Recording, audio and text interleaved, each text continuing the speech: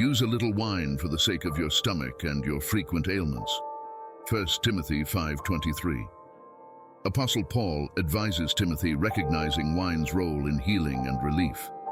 Likewise, the psalmist proclaims that wine is to gladden the heart of man. Psalm 104:15, celebrating it as a gift that brings comfort and joy. In these passages, wine is more than just a drink. It is portrayed as both a balm and a blessing, meant to nourish both body and spirit.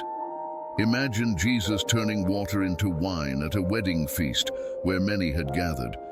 This was true joy and celebration, a moment that transformed the ordinary into the extraordinary.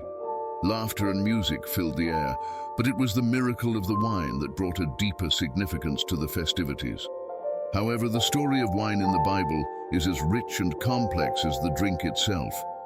Wine flows through narratives of joy and celebration, healing and comfort, as well as moments of temptation and loss. From blessings and feasts to warnings and woes, wine appears at pivotal moments throughout Scripture. As we embark on this journey through the stories of wine, we invite you to stay with us as we explore how this remarkable gift has shaped our understanding of faith, community, and the human experience. Share these stories widely with friends and family, and subscribe to join our community of seekers eager to delve deeper into the treasures of Scripture. We will uncover the occasions in which wine appears in the Bible and leave the decision to you to share your thoughts in the comment section below. We encourage you to reflect on this narration and engage with us. In the tapestry of life, wine often emerges as a symbol of joy and divine blessing. The psalmist captures this beautifully in Psalm 104:15, proclaiming that wine gladdens the heart of man. It is celebrated as a gift from God, intended to bring joy and satisfaction to our lives.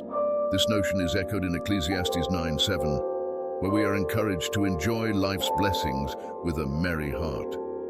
Wine, alongside bread, becomes a reminder of the good gifts bestowed upon us, inviting us to savor the moments of happiness and fellowship.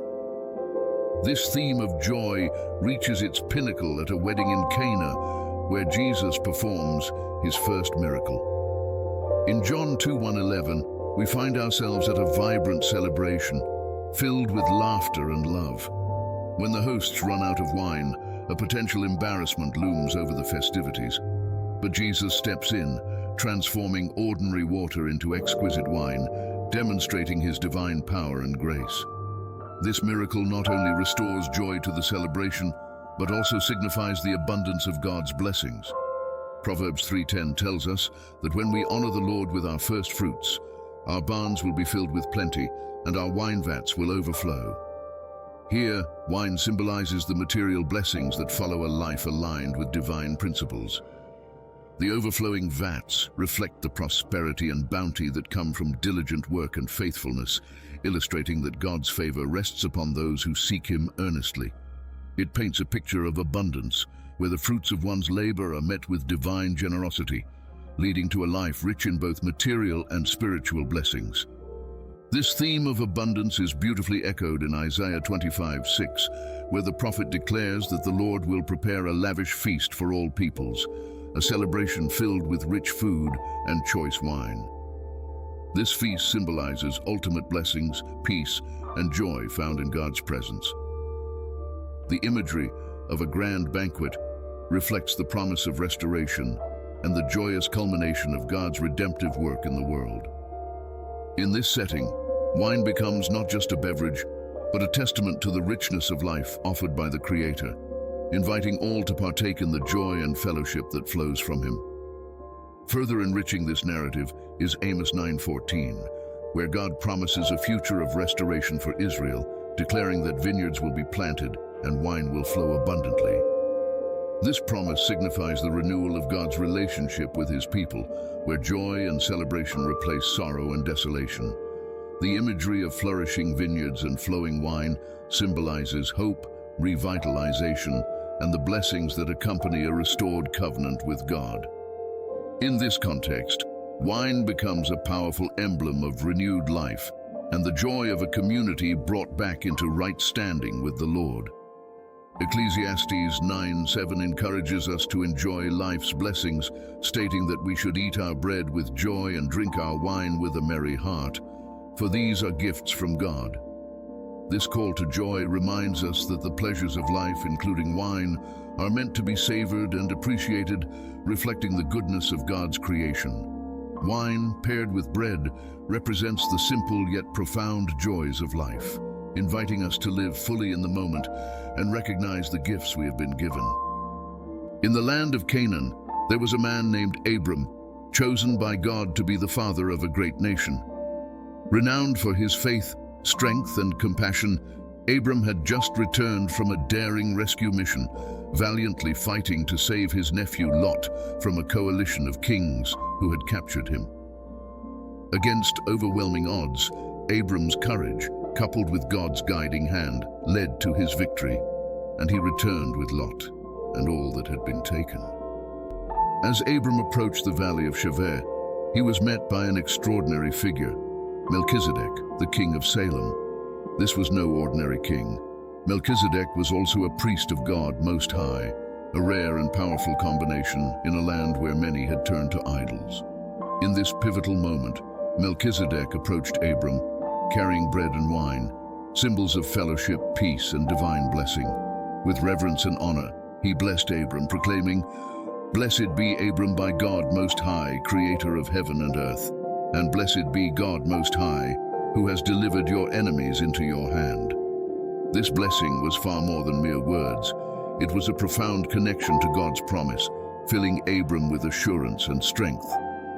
The bread and wine represented God's sustenance and favor upon him, reminding him that he did not walk alone. Chosen by God to be a bearer of blessings not just for himself, but for generations to come, Abram understood the weight of this moment. In gratitude, he gave Melchizedek 1/10 of everything, acknowledging the Most High God as the true source of his victories and prosperity. Years rolled on, and Abram's family flourished, just as God had promised. His son Isaac grew in wisdom and stature, destined to inherit this divine legacy. When the time came for Isaac to bestow blessings upon his own son, Jacob, he called him to his side. Isaac, now an elder filled with insight, knew that his blessing would carve the path for Jacob's future, establishing a foundation of abundance, guidance, and God's unwavering favor. As he laid his hands upon Jacob, Isaac's words resonated with the weight of generations. He invoked the blessings passed down from his father, Abram, connecting the promise of heaven's dew and earth's richness to Jacob's life.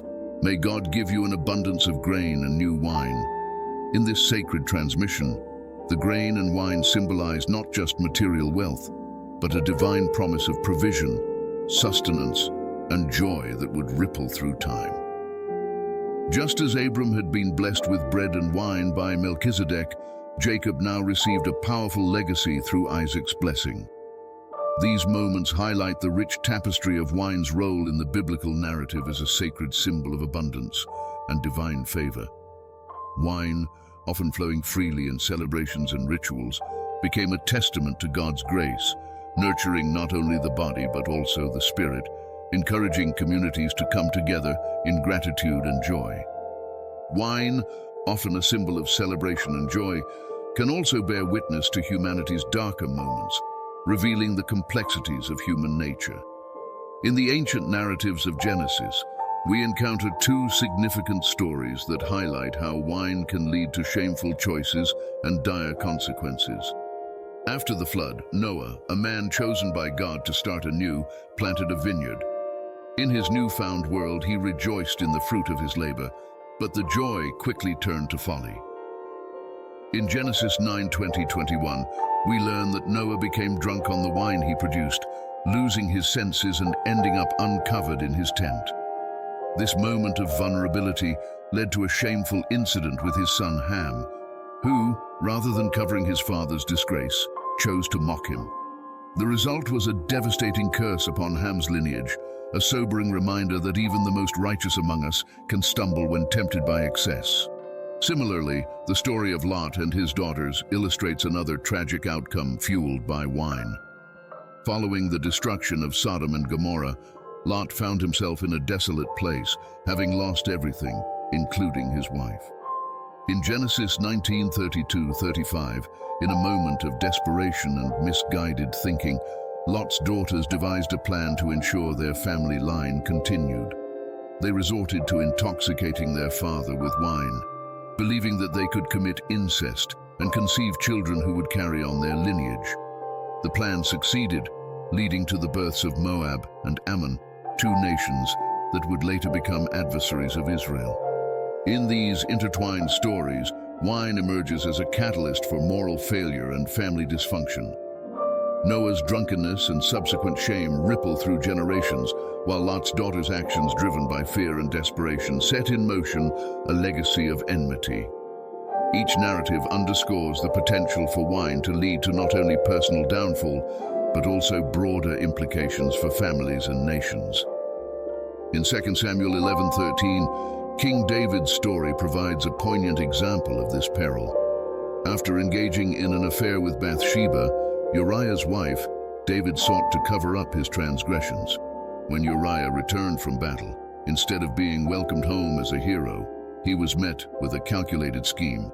David invited him to feast and, in an attempt to manipulate him, got Uriah drunk, hoping that the intoxication would lead him to return to his wife, thus masking the true nature of David's wrongdoing.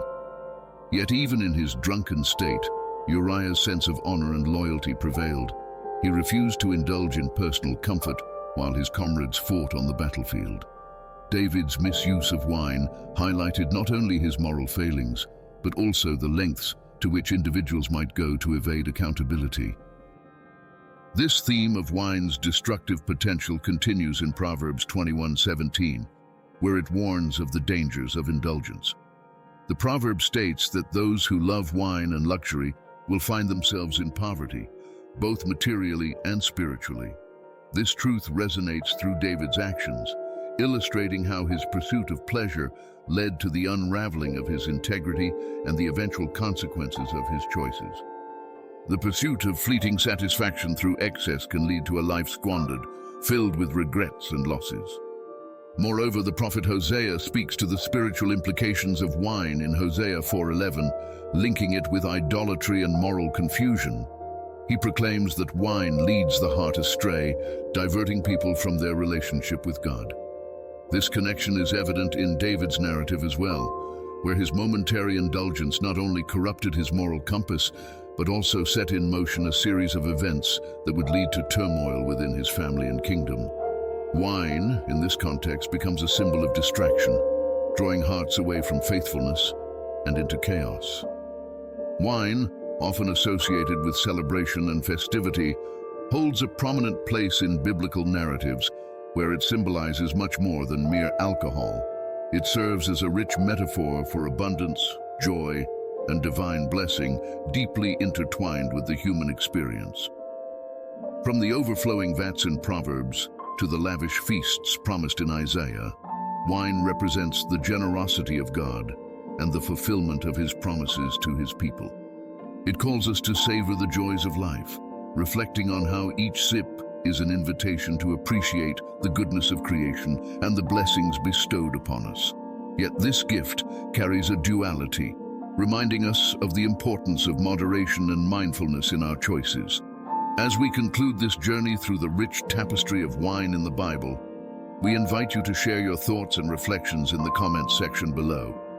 Your views matter, and we want to hear how these stories resonate with you. If you found value in this exploration, please share this video widely to spread this message. And don't forget to hit that subscription button. Join our community as we continue to uncover the profound truths woven throughout Scripture. Let's celebrate together the blessings and lessons that enrich our lives.